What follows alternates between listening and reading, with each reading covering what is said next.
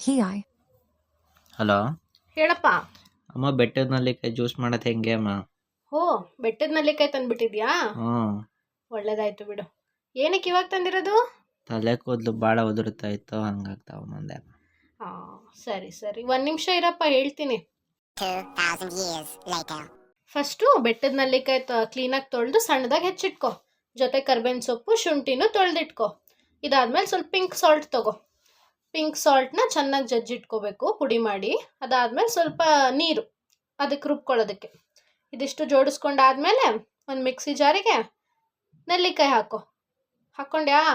ಹ್ಞೂ ಹಾಕ್ಕೊಂತಾ ಇದ್ದೀನಿ. ಹಾಂ, ಆಯಿತು. ನೆಕ್ಸ್ಟು ಶುಂಠಿ ಸೇರಿಸ್ಕೊ. ಸೇರಿಸ್ದೆ. ಅದಾದ್ಮೇಲೆ ಕರ್ಬೇವಿನ ಸೊಪ್ಪು, ಸೇರಿಸ್ದೆ.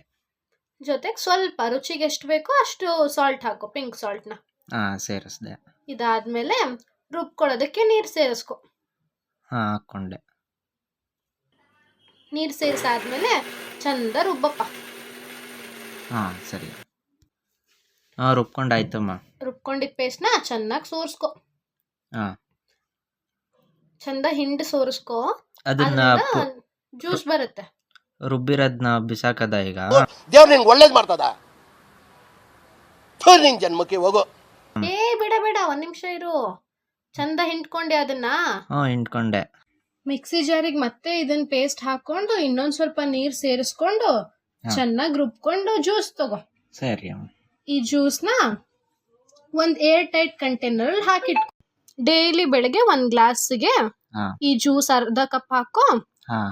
ಇನ್ ಮಿಕ್ಕಿದಕ್ ನೀರ್ ಸೇರಿಸ್ಕೊಂಡು ಕುಡಿಯಪ್ಪ.